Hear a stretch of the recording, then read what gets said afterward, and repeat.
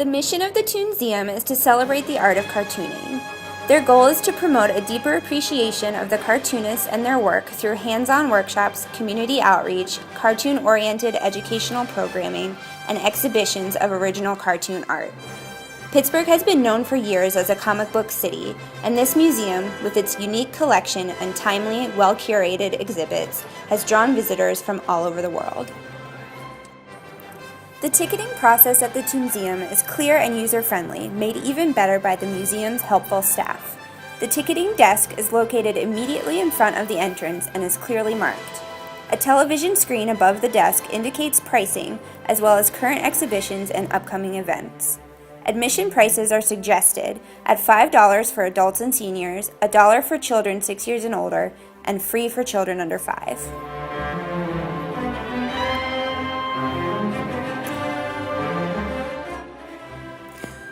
We would encourage anyone who has ever read a graphic novel, watched a cartoon, gone to a Disney movie, appreciated a doodle, or read the Sunday comics to visit the Toonseum. The museum is aimed at anyone who has a love of cartoons or comics, and who is interested in a fun, slightly less traditional museum experience.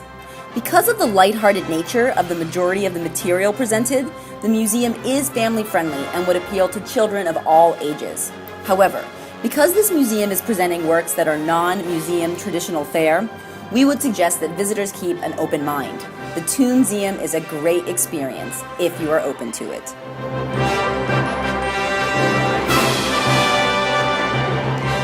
Hi! Welcome to the Toonseum in Pittsburgh, Pennsylvania. It's one of only 3 museums dedicated to the art of cartoon and illustration in the country. We're just sitting here enjoying some of the books that are out for you to look at in this lovely downtown Pittsburgh venue.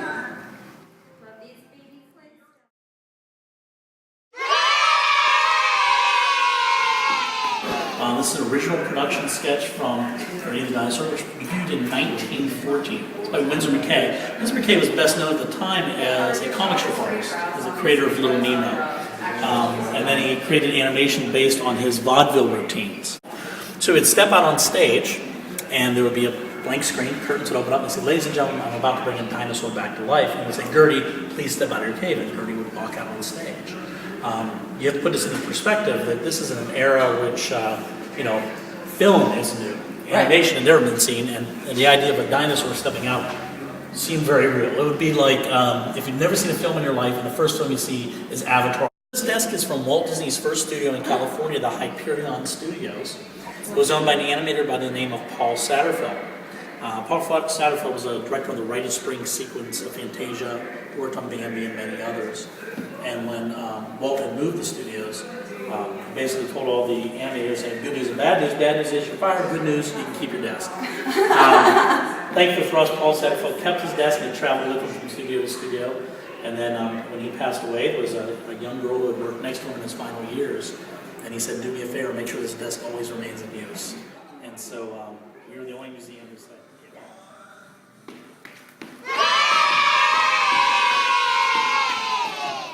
So we're super excited because the executive director of the Toonseum has agreed to show us how to draw a cartoon. I think that means we're VIPs. So I'll teach you how to draw. We're going to learn how to draw. Okay, so start by just putting some letters at the top of my page. A, J, E, U, I, O, B, M, G, period, and a dash. I'm going to show you how to use those letters to spell rabbit. Once upon a time, there was an animal. Animal begins with letter A. Joe Woes, the founder and director of the Toonseum, really made our experience special. He was eager to learn about our assignment and happy to help us in any way he could. Having the director of the Toonseum take such an interest in our assignment made what was already a welcoming atmosphere feel even more personal and fun. We would never change the spirit and welcoming attitude of the people that work here, especially Joe. Although it is inevitable that he will someday have to retire, we cannot imagine the museum without him and hope that he is an asset to their permanent collection for decades to come. And letter B, very long whiskers. And oh, what a good and great rabbit he was. And that's how to draw a rabbit. Oh, thank you so much. Lives in a pineapple under the sea. SpongeBob SquarePants! Absorbent in yellow drawing board. We have had guests from all over the world visit us, but specifically when we get someone who's connected to the cartooning or film or something to do with pop culture, we have them actually sign and draw on our board. So we've had some of the best. We've had Linda. The Toonseum does not have a cafe. However, because it's such a small space, we did not feel that a cafe was necessary, and the lack of one did not detract from our visit. There are many delicious restaurants in Pittsburgh's cultural district, so Yelp it up and find a new restaurant destination to complete your day. However, unlike the Guggenheim or the Whitney or even the Warhol, the Toonseum has its own beer made from local Pittsburgh brewery East End, featuring limited edition labels designed by some of the cartoonists featured in the museum. The museum has a small store carrying mostly a wide variety of graphic novels and comic books, as well as some fun trinkets from animated movies and television shows. The price range of the items in the store was extremely affordable, and it's possible to access the store without paying museum admission. So if you have one of those hard-to-buy-for nerdy brothers-in-law, nephews, or quirky coworkers, this gift shop could be your go-to super secret shopping spot. The Toonseum is pow, bam, boom, zing kind of place. But if there were one thing we would add, it would be some additional multimedia. There is one large projection screen in the main gallery. However, we think it would be beneficial to have some additional small multimedia terminals where visitors could watch individual cartoons that correspond to the current exhibition. Or maybe even some cartoon classics with narration by curators or artists that give context to the work.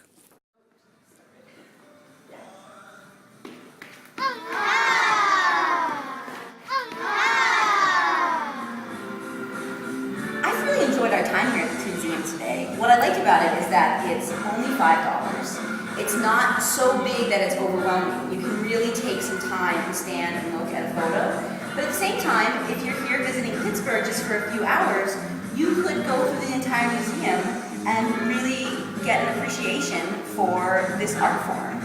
And something so unique to Pittsburgh. It's a great place to come with your kids. It's a great place for adults who are alive during these cartoons. I love it. Yeah, I mean, it really takes the whole cartoon genre into consideration. There's superheroes, there's Fat Albert. We have representations here of Gertie, which is one of the first cartoons that was ever created. And I think that what it does is let you see the work that goes behind making such art. I mean, we often just see these things as pop culture, as things that just occur, but what I think is really great is that people drew these, and sometimes they drew them frame by frame. Must have taken forever. You know, Jessica, you've been so good today. I think you deserve a prize. Can we get a prize here at the Toonseum? I think we can.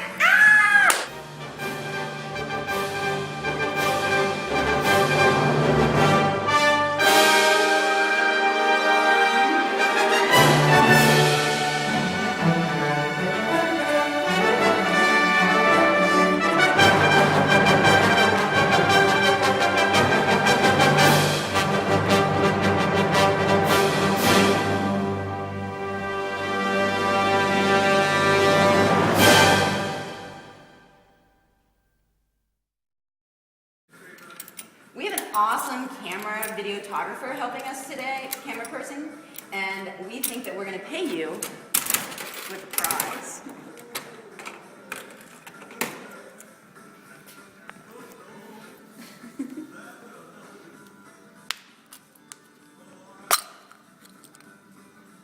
Whoa, there's a lot of smart keychains today. Awesome.